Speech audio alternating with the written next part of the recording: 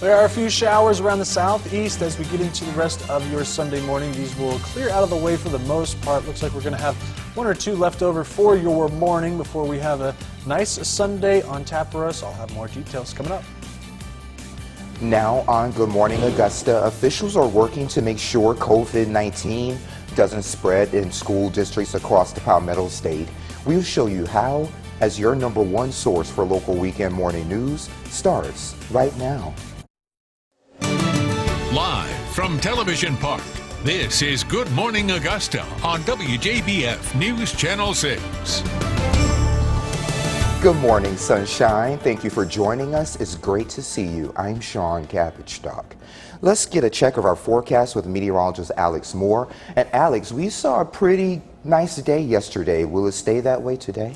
Yeah, we saw temperatures at 73 degrees yesterday, so fairly warm. As we get into today, it won't quite be as warm, but it'll still be a very nice day, above average. 61 is where we are usually around this time of year. 73 was our high yesterday. The lows are still pretty chilly, around 40 degrees. But we were going to stay a little bit warmer to start your day today. As we get into the rest of your day, we'll see these very light showers around the CSRA clear out of the way for breakfast, and then we'll have some clouds hanging around for the afternoon, but a little bit of sunshine with a little bit of cloud cover this afternoon. Some places are still in the 60s, so it is going to be a little bit warmer to start your Sunday. Those temperatures are going to continue to stay in that mid-60s range once we get into the afternoon. And then we'll see temperatures in the low 50s tonight. It won't drop off too much with that chance for showers going back up again Monday morning into the afternoon. So it looks like we'll have a couple chances for some showers getting into the overnight period into Monday, and that's going to bring the next front through and bring us those temperatures back down into the mid-50s, Sean. All right, sounds good, my friend. Thank you. Democratic candidate Jon Ossoff is expected to be in the Garden City today. He will be at an Augusta car rally at 3:30 in the James Brown Arena parking lot. CDC COVID-19 guidelines will be required. Ossoff is challenging Senator David Perdue. He hopes to rally voters to support him in his stance on health care, jobs, and justice. Early voting begins Monday for the January runoff. It will take place at the Bell Auditorium Friday from 8:30 until 5 and Saturday, December 19th from 9 until 4. Officials say because of the holiday schedule, Saturday will be the only day and location where weekend voting will be offered for the election. There are other days scheduled for later in December. We have that information on WJBF.com. One person is dead following a crash in Augusta. Authorities responded to the 3300th block of Deansbridge Road at around 6 o'clock Saturday. Deputies say the driver of the vehicle was traveling in the southbound lane and struck a pedestrian in the road. The coroner's office identified the victim as 70-year-old Minnie Atwell of Augusta. The accident is still under investigation.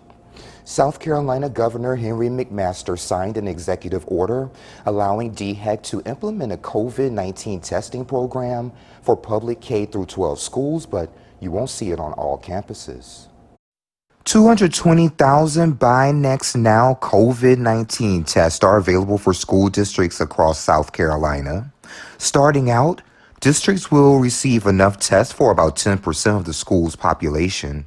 They are only for symptomatic students and school personnel, with results available within 15 minutes. News Channel 6 has learned individual school districts can opt out of the program, and some have across the CSRA.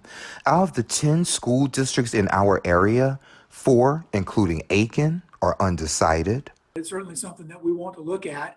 We're just more interested right now in getting more information and having a clear understanding of what the expectations are for our nursing staff and what that's going to mean to them on a daily basis before we consider moving forward with that. 2 others flat out said no, and 4, including Allendale schools, going with the program.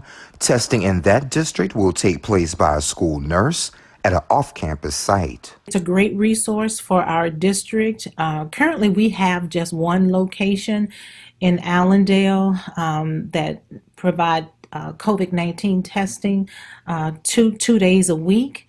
And So to have this rapid test in our district that will give us instant results is a huge game changer for us.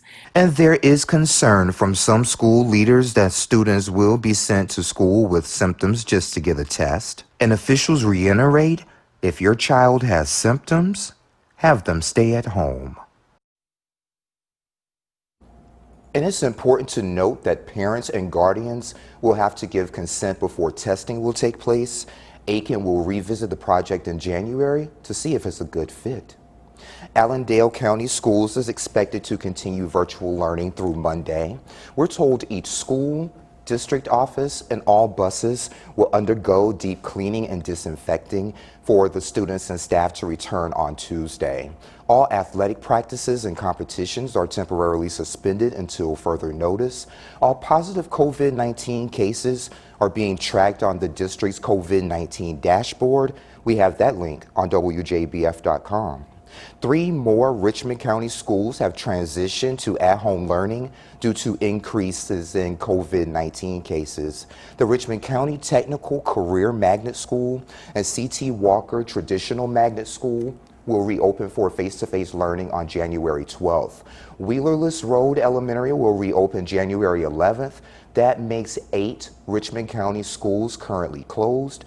If you need meal pickup for any of these schools, just call 706-828-1122. An organization working toward ending the stigma surrounding HIV and AIDS, and they're looking to give back. We'll have details next.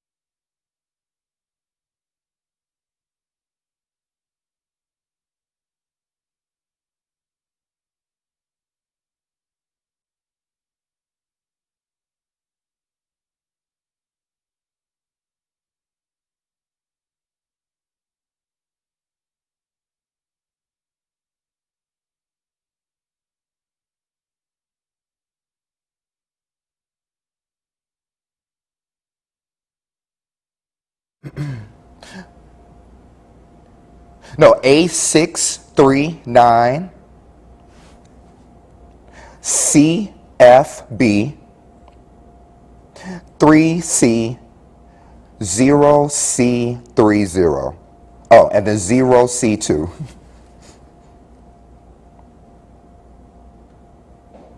Yes, sir.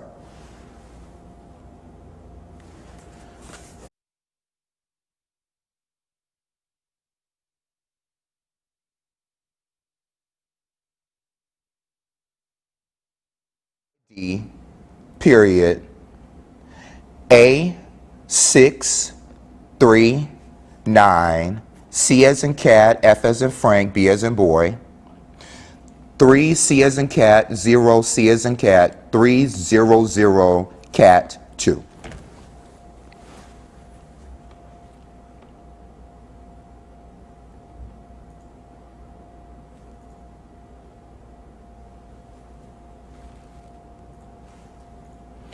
And if we need Alex first, I can drag him there.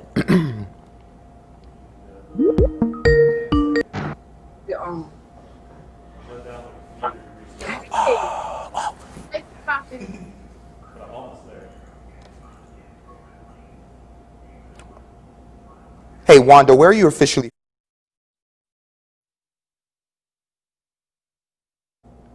And Stop the Stigma works to end the stigma surrounding HIV and AIDS. And joining me today is the organization's founder. She's Wanda Collier. Good morning, Wanda. Thank you so much for joining me today. And December 19th is the big day. So tell us about what you guys will be doing. We are having a community give back, drive-by give back. Okay, and tell us a little bit about what you guys will be giving out during that drive-through and why you decided to bring this event to the area this year. Okay, so I'm gonna let my daughter, Nancy Mitchell, who is the one that actually came up with the idea, Shar. I am just like a backer. Stop the Stigma is just a backer, so I'm gonna let her explain why her and the grandkids came up with this. Okay, sounds good. Well, basically, every year I always tell my kids, you know, they have too much stuff. You know, they keep getting all these Christmas presents and they only play with them for a day or two. You know, so I keep telling them, oh, we're going to feed the community. We're going to do something, you know, for the community. And this year I told them, but I also told my mother, you know, and when I told her, the ball started rolling and everything, you know, I'm really appreciative of all the donations that have come in.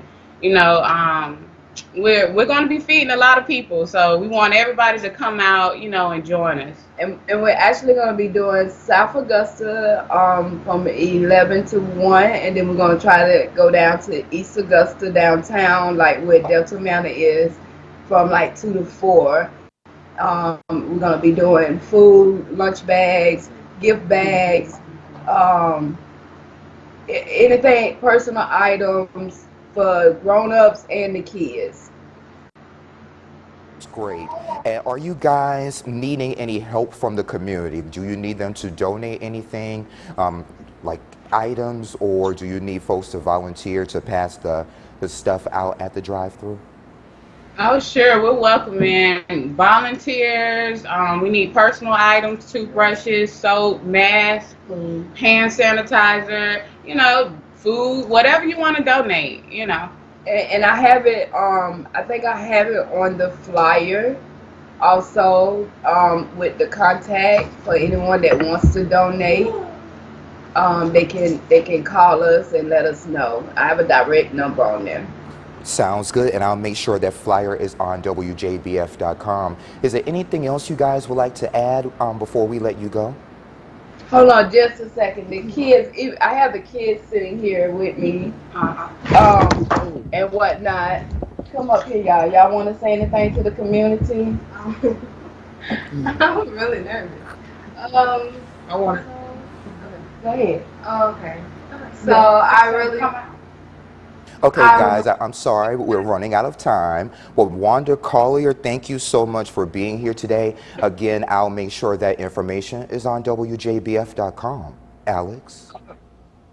We're going to have chances for showers as we get into your Monday morning. It's going to be very light, but we will see those chances into the afternoon. We're going to have a clearing getting into Monday afternoon. It's going to be a pretty nice day, but we're going to start cooling off once we get into the end of your week. I'll have some more details on that coming up.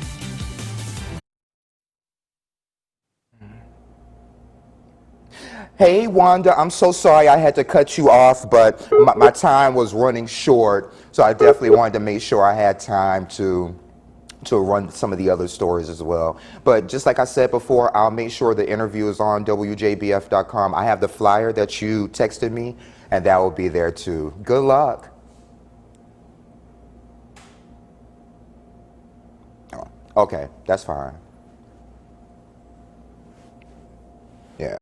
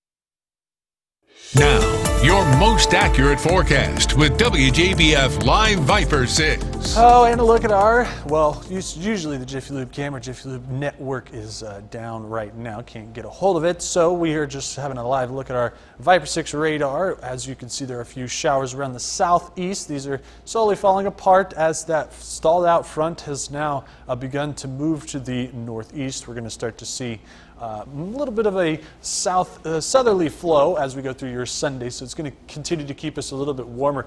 In the upper 50s right now, most places in the 55 in Saluda, 61 in Allendale and Millen, so everybody's at least close to that 60-degree mark in part. The dew point is also up there too. In some places like Swainsboro, 63, a little muggy down there, 55 here in Augusta, so not horrible, but it is at least a little bit damp this morning. And that's affecting our visibility in some places, not a lot of places, registering some tougher visibility, but Augusta here down to 5 miles.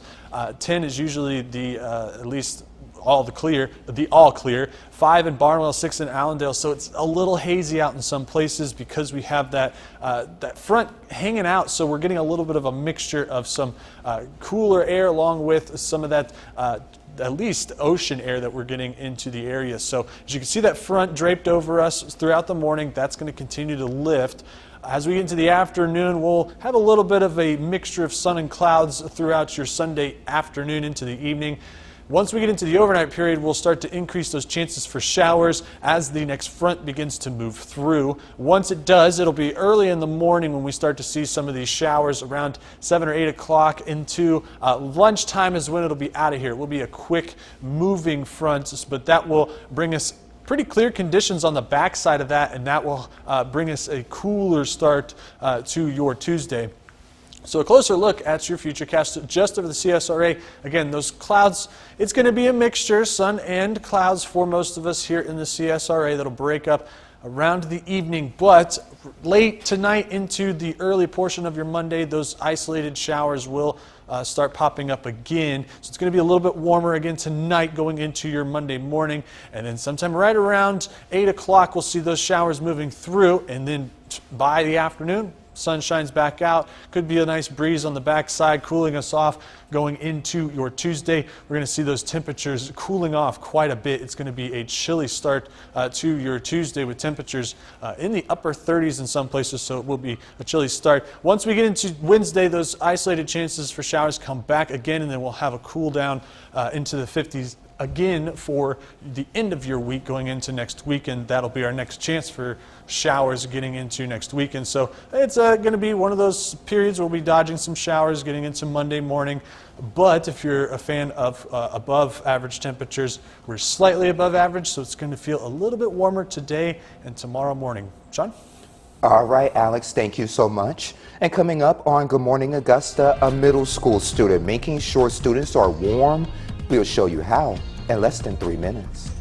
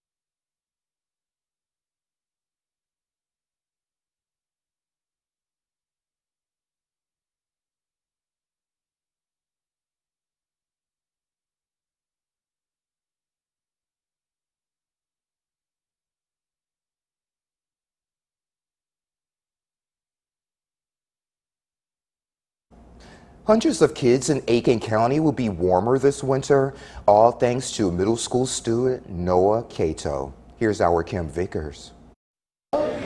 Noah Cato just celebrated his 12th birthday. Instead of video games or new shoes, he asked his parents if he could give back to his community. We're doing a coat drive to help the people in need.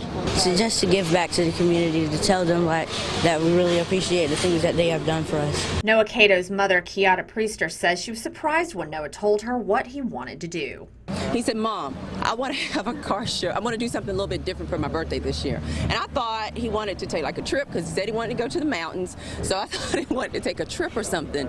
And then I said, "Okay, Noah, like what?" And he said, "Well, I want to have this car show and I want to raise money for United Way of Aiken County, and I want to be able to help some of the COVID folks." Priester told Noah that a car show may be a bit ambitious and encouraged him to pray about it and talk to her again later. She says the next morning he surprised her with breakfast. And greeted me at the stairs when I came downstairs to say, "Mom, I thought about what you said last night," and he said, "Instead of a car show, what do you think about us getting some coats for some kids?" And that's just what he did. He created Noah's Way and placed collection boxes in various locations to collect the new and gently used coats. His goal was to collect 200 coats, enough to donate 5 per school in Aiken County. As of Saturday morning, they had collected more than 300 coats. Students from Midland Valley High School joined Noah and his family at Sam's Club in Aiken for a final day of collection. There was also a special guest. How many 12-year-olds do you know?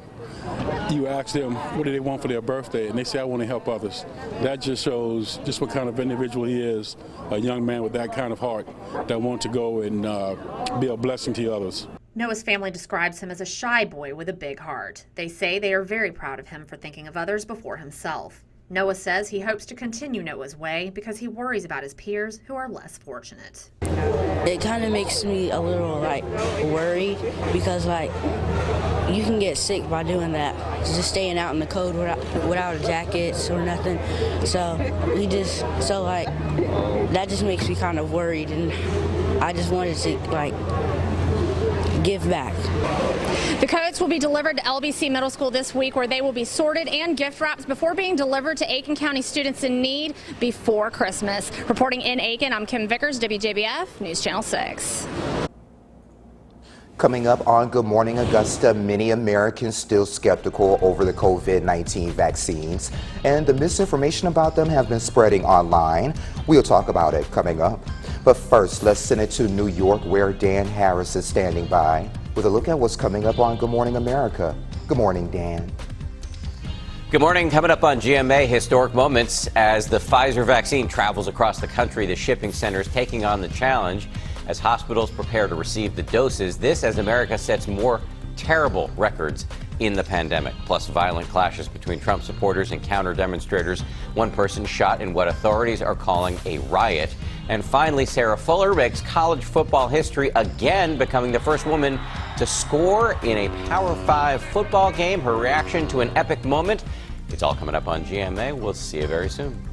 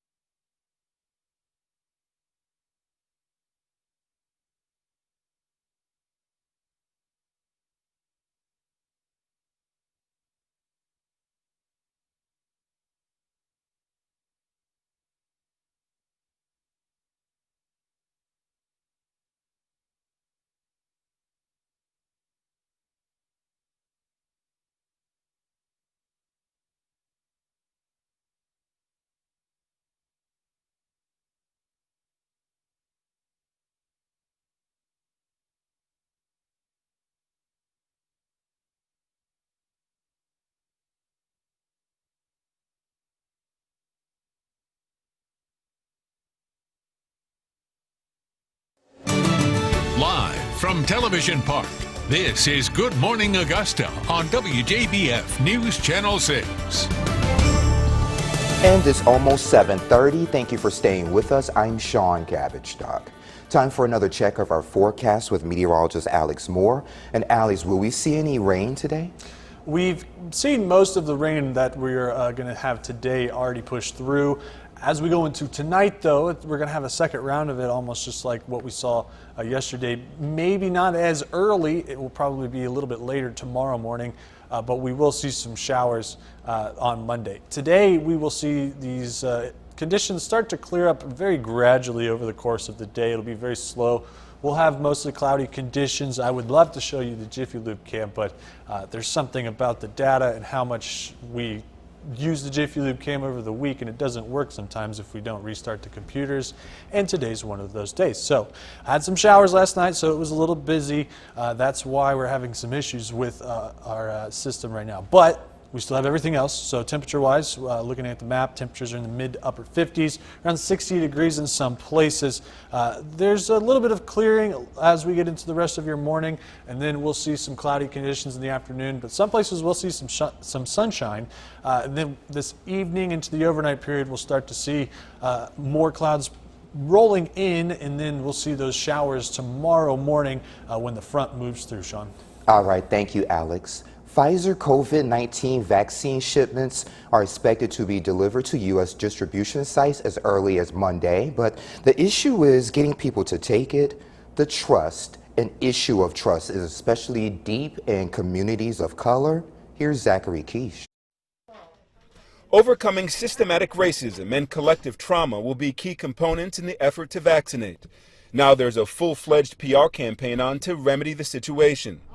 President Obama and several other past presidents have pledged to publicly take the vaccine in an attempt to temper fears. Absolutely, I'm going to take it. And Dr. Anthony Fauci, the country's most revered infectious disease expert, has made his own pitch. So the first thing you might want to say to my African American brothers and sisters is that the vaccine that you're going to be taking was developed by an African American woman. And that is just a fact.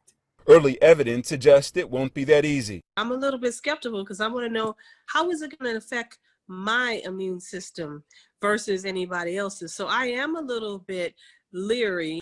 While the virus continues to batter these communities at disproportionate rates, just 14% of black adults and 34% of Latinos said they trust vaccine safety. There's a painful history of brutality against people of color. From the Tuskegee syphilis experiments where scientists deliberately infected men and withheld treatments, to Henrietta Lacks, a young black mother of 5 who in 1951 unknowingly had cells taken from her, the biomedical research led to breakthrough cancer treatment. It's logical reaction to a healthcare system that continues to treat them in unethical and frankly dangerous ways. Harriet Washington, the author of Medical Apartheid and A Terrible Thing to Waste, says a lot of these experiments were done not only for medical advancements, but to feed curiosities. A doctor could do whatever he deemed fit with a slave, including conducting research. In fact, doctors put ads in newspapers saying, "I'm looking for slaves." Anthony Williams, a cancer biologist at the University of Chicago, aware of the skepticism, sought to break the cycle of distrust and received his first shot of an experimental COVID-19 vaccine in October.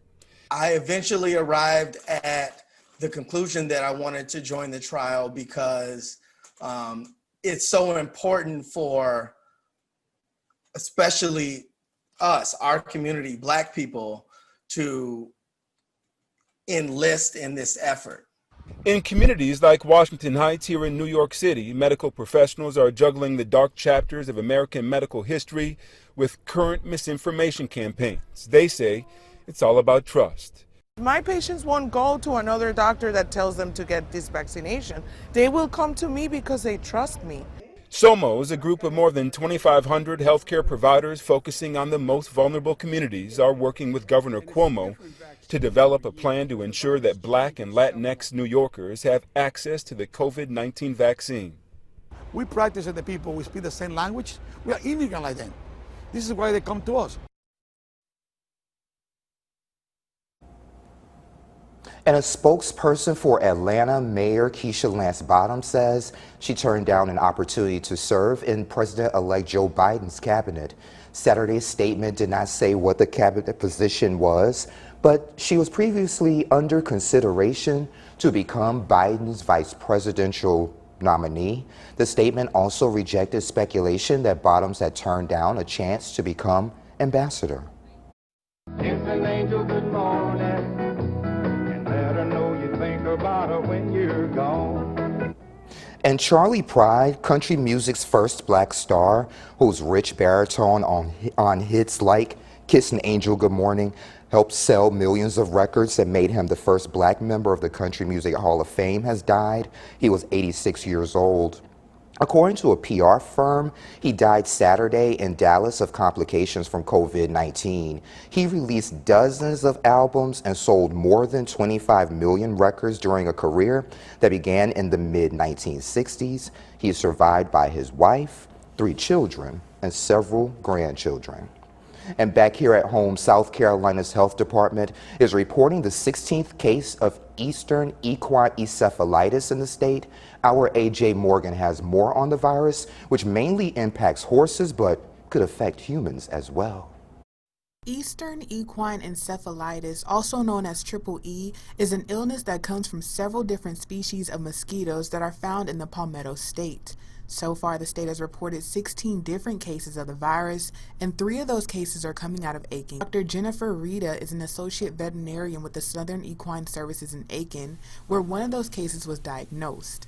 Once the horse has acquired Eastern equine encephalitis, our treatment is only supportive care, and it's not very effective. Unfortunately, in horses, it has a mortality rate of between 75 and 95%. So almost about 90% of horses who acquire triple E will eventually die. Though the treatment may not be as effective, experts say the best way to fight the virus is by preventing it through vaccinations. So in horses, there is a vaccination. It is extremely effective. In South Carolina, it's a twice-a-year vaccination, and it's just intramuscular, and this is very effective prevention. The word encephalitis means that it causes inflammation or swelling of the brain. Signs or symptoms can include fever, depression, lethargy, and then that will quickly progress to showing neurological signs. Doctors say the virus can be spread to humans, but not from a horse or even another human. A person would have to be bit by a mosquito carrying the virus. And it is not contagious in that regard. So we don't need to be wearing our masks. We don't need to isolate or quarantine the horse. The horse is getting the virus from the mosquito. And that was AJ Morgan reporting. Excuse me. Experts say cases are also being reported in Georgia. To find out what counties are being impacted, just look for the story on WJBF.com. A local organization is doing its part during the holiday season. We'll show you how coming up.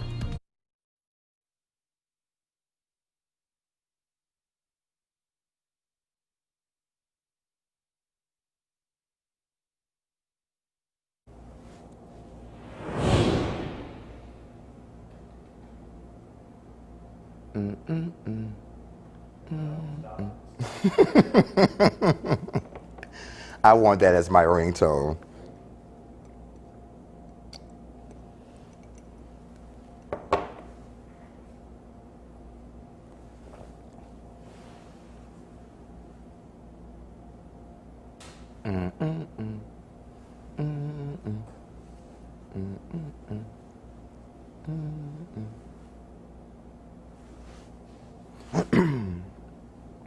And Santa Claus is headed to Gloverville, yeah. Yes, sir, it is. But I'm talking to a dude, but yeah, they're connected. A guy, but they're connected.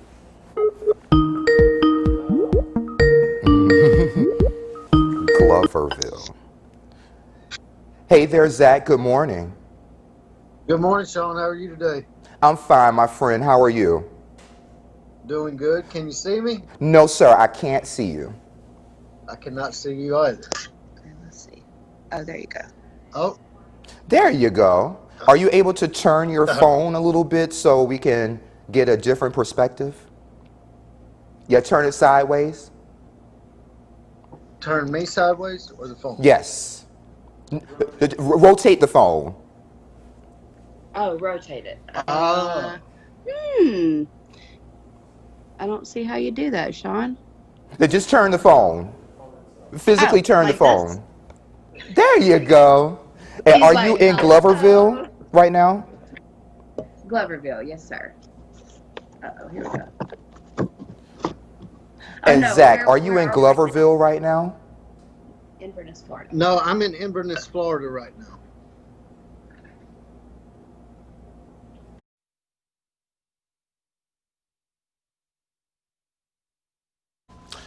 Well, it's going to be a slightly warmer day in the mid-60s for most of us. The showers that we have seen most of them this morning will be out of the way by the time we get into late morning. We're going to continue to see partly cloudy conditions. Our dog of the day is Firefly. Firefly is at the Aiken County Animal Shelter, also known as the Friends of the Animal Shelter in Aiken. You can email them or call them for a play date. Check out any of the dogs they have online. Sean? Sounds good, thank you. Santa Claus is headed to Aiken County, and joining me today to talk about his visit is Zach Moyer. He's with Walking Tall Ministry. Thank you so much for joining me today, Zach. So let's get right to it. When can we expect Santa, and when is this taking place? Sure, December 18th, 4 to 6 p.m. You'll need to get there a little early and dress warm because we do generally have a pretty good line. And this is over at Walking Tall Ministry. Where are you guys located? That's right. It'll be at 2195 Augusta Road in Gloverville over in South Carolina. Okay, and why is this so important for you guys to do this during this holiday season? Because you guys are constantly giving back to your community. So why did you guys want to do this at this particular point? Well, we love to, have an opportunity to reach out to the kids in the community, and this is a great way to do that. Not to mention the parents who are struggling to make ends meet, and this gives them an opportunity to get a few extra presents, a free picture with Santa on their cell phone, and maybe free up some finances to help them do other things. And I'm pretty sure it takes a lot of resources to put on an event like this. So tell me a little bit about the volunteer effort and all of that good stuff when it comes to scheduling Santa to come down here from the North Pole. Great. Yeah, we've had such a great response bringing in toys. We've had Santa offer to come and volunteer his services for us, and just a great response by the community, helping us to reach well over 150 families this year. Yeah, and give us the date, time, and location one more time, and we'll put that information up on the air. Great. It'll be at Walking Tall Ministries on 2195 Augusta Road in Gloverville, South Carolina, December 18th from 4 to 6 p.m. Get there early and dress warm. Sounds good, my friend Zach Moyer with Walking Tall Ministry. Thank you so much for joining us today. I really do appreciate it. Thank you for having us, Sean.